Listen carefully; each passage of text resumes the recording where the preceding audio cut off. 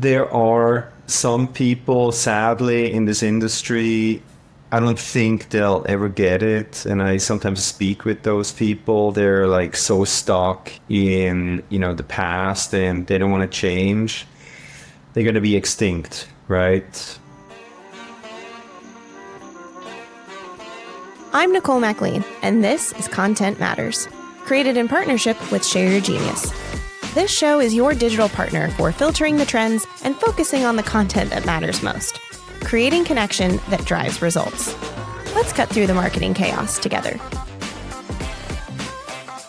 All right, Chris Raulf. I'm an AI SEO expert. In fact, if you Google international AI and SEO expert, I should show up at the very top in Google. I've been doing SEO for about 30 years. So I speak globally about AI and SEO. And then I launched Boulder SEO Marketing. That's my main business. We're a search engine optimization company that heavily uses AI as part of our methodology. I started that business back in 2009. And then as soon as ChatGPT launched and the whole AI craziness began, I got into it very early. And now people find me through search terms that I just mentioned. And I get to speak globally. My wife gets to travel with me. And yeah, here we are. So many questions. You said you've been in SEO for 30 years. So how many times have you seen SEO die and come back to life? Oh man, that seems to be a recurring theme, right? SEO is dead. SEO is dead. It's not going to happen. It's not going to happen anytime soon. Whenever I speak at conferences, I have a slide in there. SEO is finally dead. World's finally alive. No, it's not going to go anywhere. For the foreseeable future, we're going to use the internet most likely to search for things, right? So although SEO, the term is slightly changing to GEO, Generative Engine Optimization. It's the same stuff, right? We're going to create and optimize content, whatever form that may be, written, video, images, whatever it is, right? That gets us in front of the right audience to connect us with them. So in my opinion, I'm still going to call it mostly SEO. I'm still going to use the fancy new terms to make people happy. But in my opinion, it's SEO, right? We're gonna search for things and we're gonna optimize stuff to make that connection. Yeah. Yes, I've had similar soapboxes of SEO is still SEO. It's still search, whether it's TikTok or Reddit or ChatGPT. But I was gonna ask what is your preferred? I've heard AEO, GEO, AI search. I'm sure there are others, but it sounds like GEO is your preferred new lingo. So ultimately, it's not about me, what I prefer. I'm going to take a look at, how many people are searching for that search terms, and that's what I'm going to primarily optimize for. Personally, I actually do like the term GEO, Generative Engine Optimization, because a lot of our customers, they're actually asking about it. So I'm listening, hey, what terms are the people using that pay me money, right? That matters at the end of the day. So a lot of people are getting more familiar with the term geo nowadays, but we're going to use all of these terms that describe what we're doing for them. Yeah. Yeah, absolutely. I think that's a good takeaway is I've said this a lot, but people on LinkedIn and, thought leaders trying to capture the discussion around this right now, but most search is still on Google, and it really doesn't matter where is your audience searching. There are certain sectors where probably AI search is the predominant, GEO is the predominant way people are looking, but there are some that they probably never opened ChatGPT a day in their life. So it really just depends on the people who are going to pay you money. What are their behaviors? And that's where you need to be. I mean, shockingly, for the first time since I've been doing SEO, since Google came about, they fell below 90% market share. Oh my God. That is a big thing, but I mean, it's still 90%. Yeah. But so obviously I follow all of this stuff very closely. I spend hours every day, figuring out where this is going. The fact of the matter is that, in my opinion, Google, yes, they fell below 90% market share. They're going to rebound. I think they have so much in their favor. If you listen to interviews with Sundar Pichai, the chairman of Alphabet and the CEO of Google, everything is going in the right direction for them. What they're doing with AI, nobody else is doing. I see companies now catching up that were ahead of them. So are companies cutting into their market share right now? Absolutely, undeniable, right? But I just spoke at a conference and I did research. Google is still getting 400% more searches than all the other players, combined. So am I extremely concerned about developing a GEO strategy for, chat, search GPT, Perplexity, Claude, etc.? Not at all. At the end of the day, what matters is that you have to create content, again, whatever format that is way better than what's currently existing out there. That's what's going to matter. If these tools want to stay in business, they're going to have to serve the best content for the right kind of person in certain situations. That's what's going to matter. You mentioned content, video, audio, written. Do you think the type of content is shifting, or is it just that the bar is staying high and you can't get away with not meeting it anymore? Or should we be shifting kind of how we think about the content we produce? I think at the end of the day, it's very easy what we do, right? At the end of the day, there is the person that we try to connect with, right? So at the end of the day, they're giving everything away. So the most important thing is, you got to create buyer persona profiles. 100% understand who is that person that you try to connect with.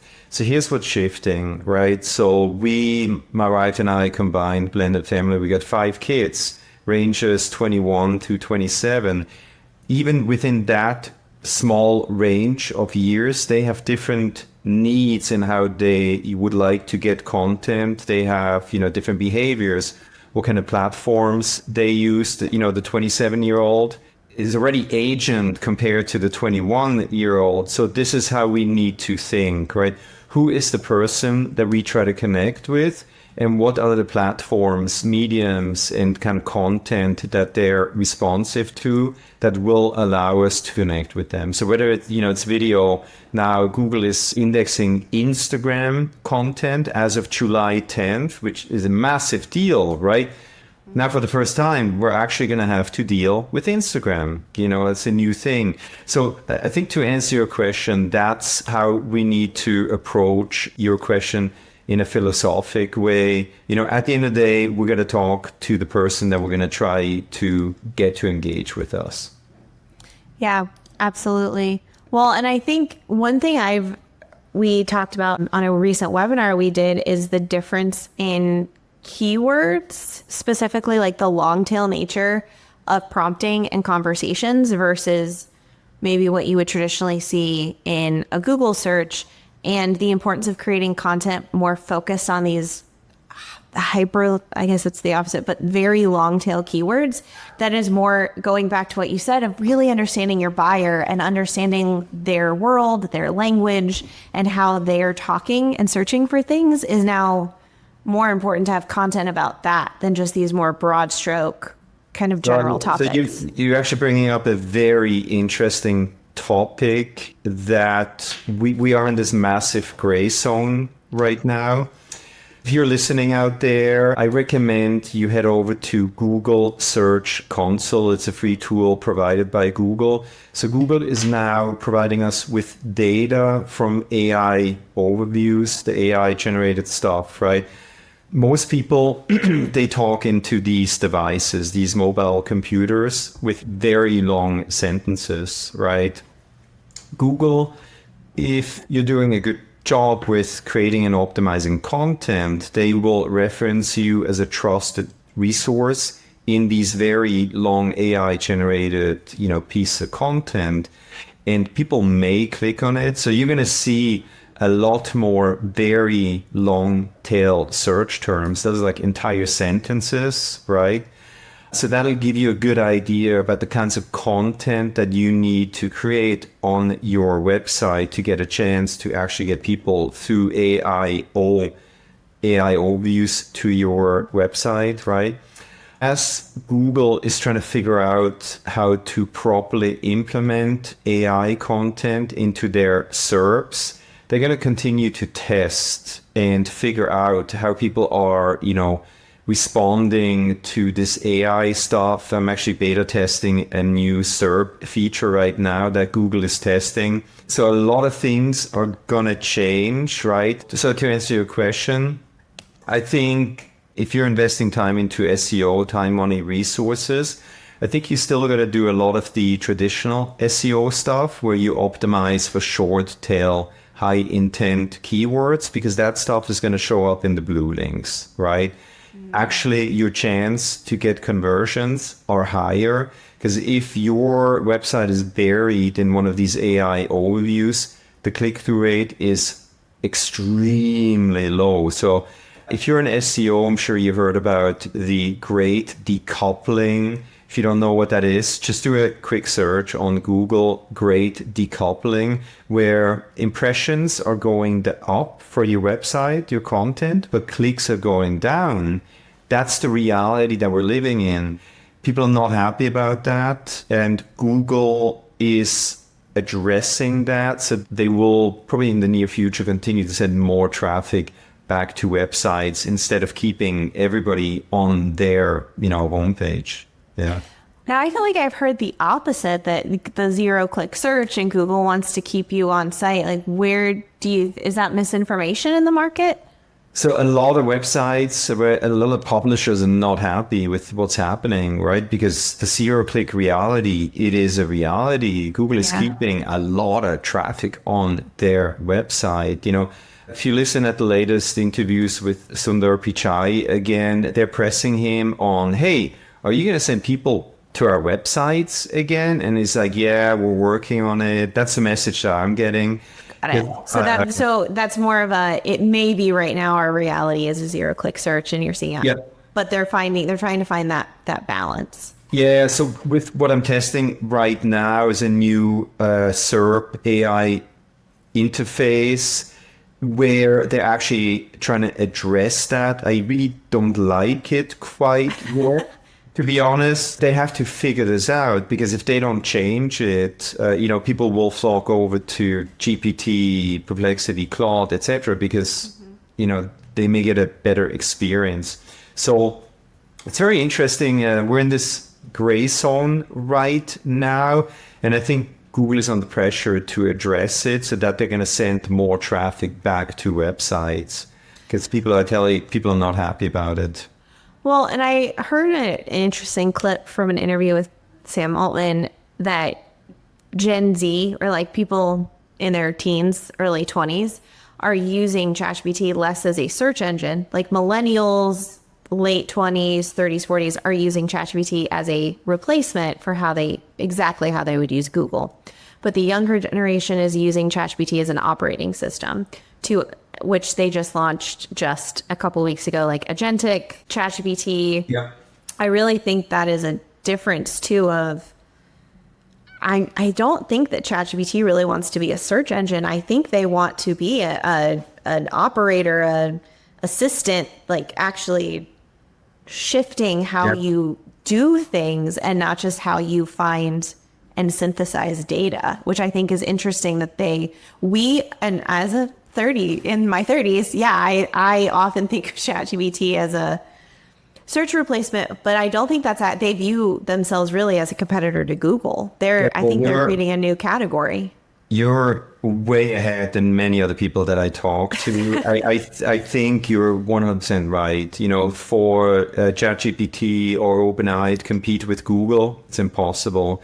I listened to some interviews, Sam Altman and some of his developers about that. And to me, I believe it's 100% clear they are all in on AI agents. They're going to build a fleet of AI agents where ChatGPT is going to be in the interface where people like you and I, let's say we were going to go to Paris next month. Fantastic. Right? Yeah. We're going to go to ChatGPT and say, hey, I'm going to take my wife or boyfriend or whatever it is, right, to Paris. Hey, and I need tickets for the Eiffel Tower. I want to get, that glass champagne at the top. And then I also need tickets to the catacombs. And I want to go, I want to see the Mona Lisa. I believe ChatGPT, that's what they're going to focus on. So they're going to be an agentic AI company. That's the next big thing where, I already see Google doing a lot of developments in that space as well. But I believe OpenAI, that's where they're going. They're going to be an agentic AI tools company. And this is how we're going to interact with platforms like OpenAI, where, I'd be happy to pay for an agentic AI tool that will save me all of that time. Like we're going to hike, my wife and I'm going to hike Mount Kilimanjaro in 6 weeks. We spent a lot of time putting together that trip, finding the best outfitter, then doing a safari after, then, finding tickets to fly over to Zanzibar and our hotels. It takes forever. Is it fun? Absolutely. Do I have time to do it? Not really, right? But this is the next frontier. And this is where people like you and I are probably willing to spend, 10, 20, $30 per month to have access to a tool like that. And I believe that this is where OpenAI is going. As a sales and marketing leader, I'm always interested to hear about a team's tech stack. At Composely, we use Apollo with HubSpot to fuel our outbound outreach. My team loves it. It consistently provides accurate contact information and is incredibly user-friendly. If you're thinking about changing your data provider or just want to hear more about our experience, connect with me on LinkedIn or check out the link in the show notes of this episode. Improve your inbound, increase conversion, and keep your marketing database squeaky clean with Apollo. Well, I agree. And even just not that how I use these tools is indicative of the world, but even from talking to friends or clients and understanding how they're using it, there's still a lot of mistrust in data provided by AI tools. We know it makes things up. We know it's a pattern recognition tool. I still think that if someone wants to verify something from AI, they go to Google and they go click on links and they say, okay, let's compare and contrast. But if I need a spreadsheet analyzed, if I'm trying to optimize my team's calendars and I pull data out, or I go to ChatGPT because it's a great tool for that, which is why people are saying a lot of consultants and data analysts is probably actually where they think, AI is coming for our job.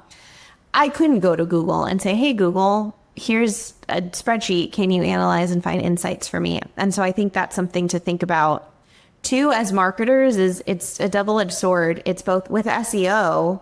How do we look at this as a new opportunity? It's the new frontier. I think it's forcing us to really just do good SEO, which is what you've always really supposed to focus on. And now it's just really becoming top of mind. But also then how can you use this operating system, AI agents, to transform how you market, how you build collateral, how you do SEO, like what your day-to-day looks like?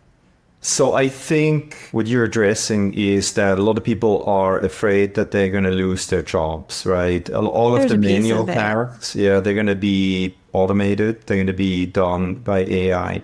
So I think everybody needs to upskill.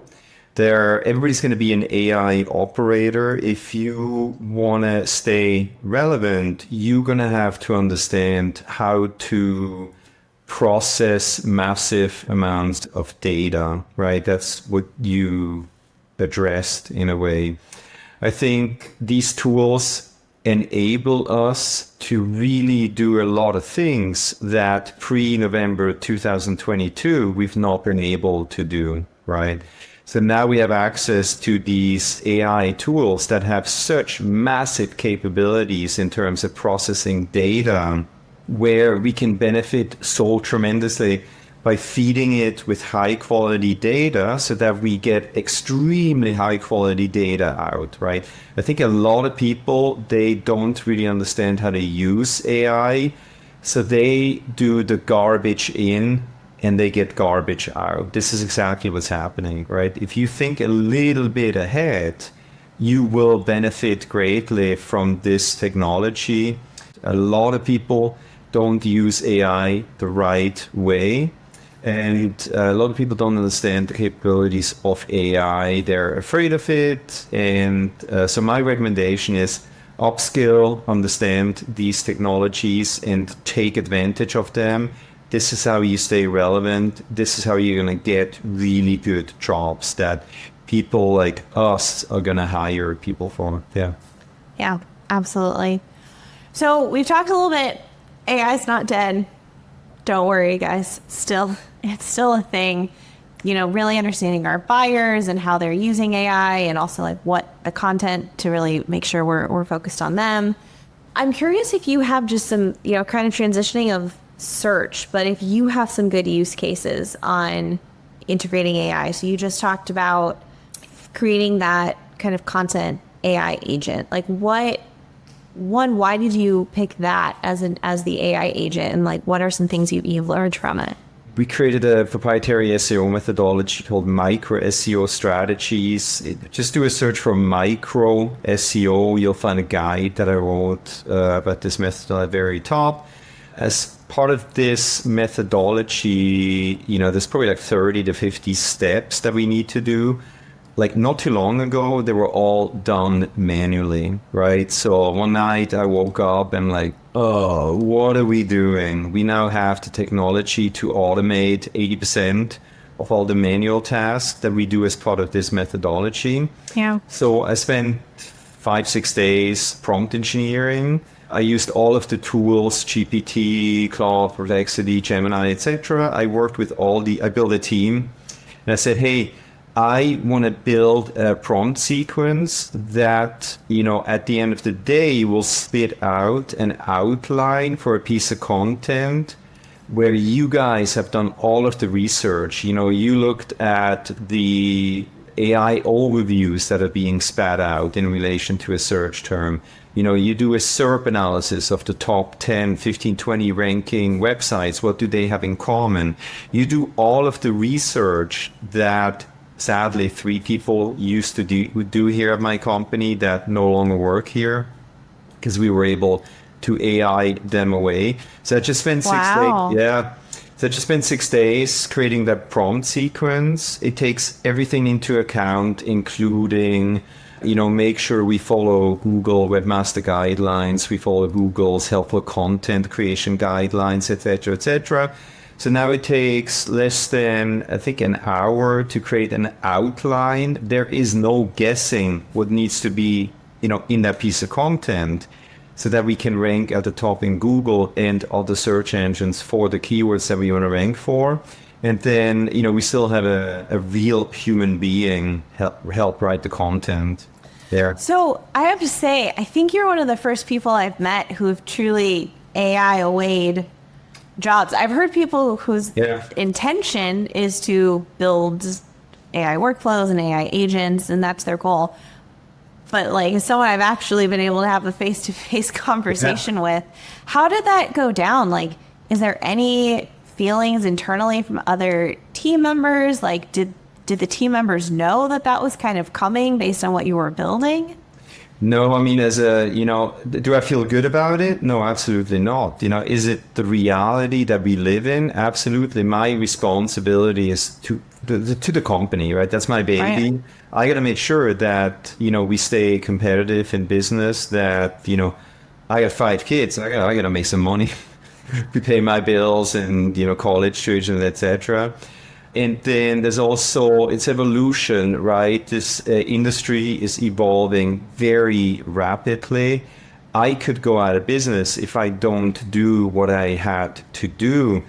Do I feel good that I was able to AI away 3 people immediately after we launched this tool? Absolutely not, right? But is it my obligation as a business owner to do it? 100%. So if I could, I would keep all of those people, but I can't because I run a business. At the end of the day, I run a for-profit business.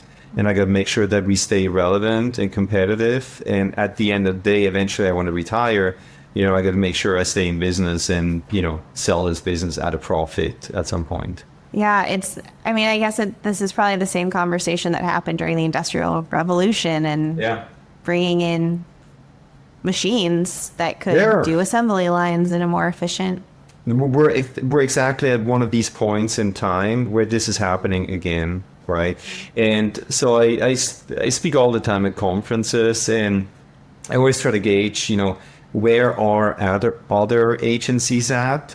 I'm shocked. I'm like, hey, how many of you have already built an AI agent or even bought something off the shelf? And shockingly, it's usually 2 or 3 out of 10. So I feel sorry for them, but I feel great for us because I think we're so far ahead of the game. And then also, like what we're able to achieve with our methodology and taking advantage of AI, it's incredible. So we're luckily so far ahead of the game that I sleep actually really well these days. Yeah, absolutely. It's so interesting. How do you get clients asking, for I know you do SEO services and you focus more on the lead gen side of it. But knowing that you are kind of on the cutting edge of building some of these AI workflows, do you have clients that are asking for support in that? Yeah. So interesting enough, but 6 months ago, very, very, very few people asked about, hey, do you guys use AI or how do you use AI? Now it's every call. I would say probably 8 out of 10 times people, they know that this is happening. And they want to work with somebody that incorporates AI in as part of their methodology. So now it's an absolute no-brainer, right?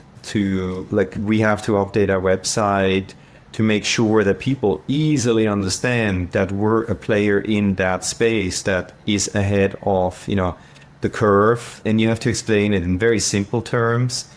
You can't use all these fancy terms. You have to describe what we do. That's very important. In a year from now, I'm sure people, they know these terms. For now, it's like you totally confuse people if you use terms like GEO. It's like, what is that? Yeah. National Geographic. Yeah. So you get to. That's probably the biggest thing I have against it is I feel like GEO already has so many connotations around it. Yeah.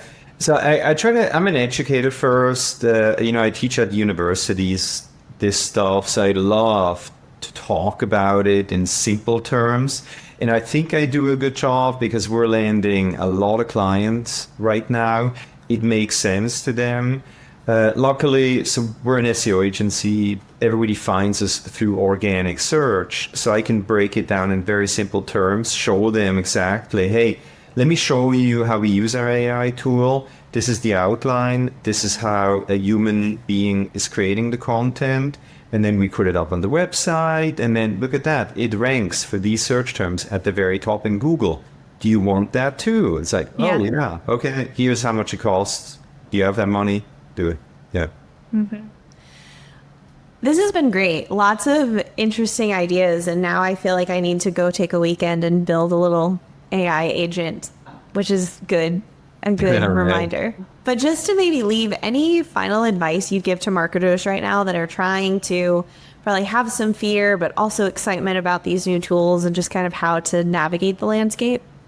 So there are some people, sadly, in this industry, I don't think they'll ever get it. And I sometimes speak with those people. They're like so stuck in, the past and they don't want to change.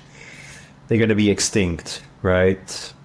It's just gonna just like in every evolution, there's going to be that. There's going to be those people that they understand what's happening, but they don't have the brain to really jump on, creating their own AI. There's a lot of content out there. We do a lot of webinars. If you do a search for AI SEO webinar, I think we're showing up pretty high. Look for content that people like me and others are willing to just put out there. We actually hosted a half-day workshop on prompt engineering, AI, and SEO. It's all of the prompts that I developed in 6 days. It'll take you an hour, to go through the prompt sequence, and you have an outline that allows you to dominate, the top of Google. I think there's so much going on in this space. There's so much information out there that the biggest obstacle is for people to cut through the noise and really focus on what is, going to help them be relevant in the foreseeable future. And believe me, I am overwhelmed. Every day I listen to probably like an hour or 2 hours of other experts that talk about this stuff. There's so much information. It's going so fast, right? And there's conflicting advice. Yeah.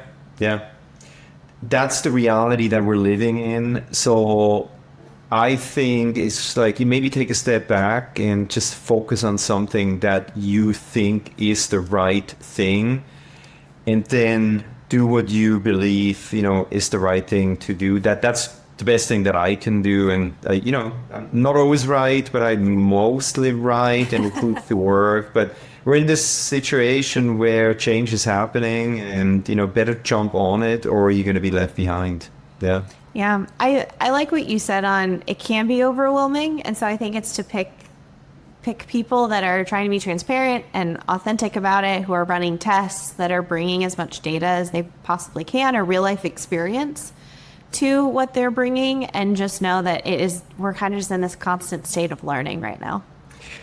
That's where we're at, right? And luckily there's some consolidation going on in the market where things are emerging that are really relevant. There's going to be a set of tools that, we're going to focus on. It's like Google. They were not the first search engine. This is what's happening with AI right now. I think it's going to take a little bit longer because it's such a powerful technology, but probably within a year or two, we're going to be at that point where these are the standards that we're going to follow. These are the tools that we're going to use. So, if you're overwhelmed, you're not alone. I'm overwhelmed, but I just try to take a breather, do some yoga and just like reset. And, it's like, hey, I can't know everything. I'll just try to do my best, and, let's see if it works. And so far, so good. Yeah.